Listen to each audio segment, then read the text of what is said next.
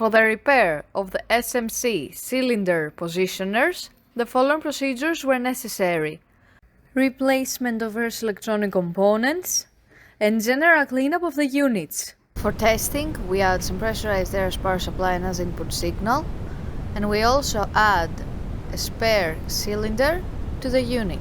By manipulating the input signal, the unit responds accordingly and moves the piston of the cylinder.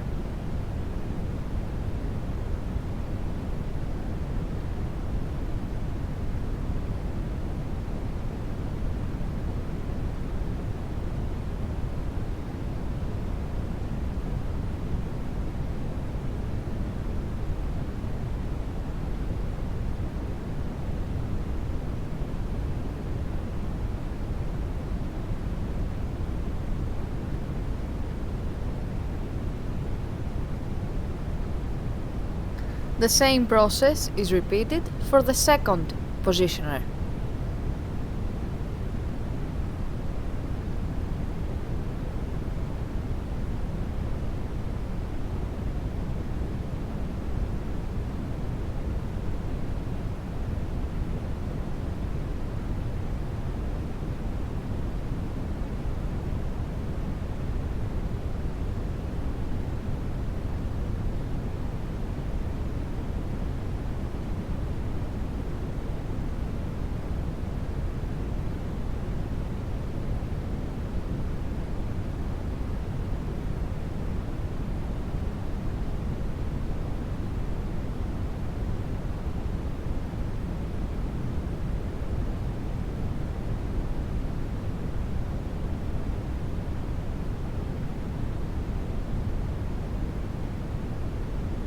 It is now clear that both cylinder positioners are working successfully and are ready to be delivered to the customer.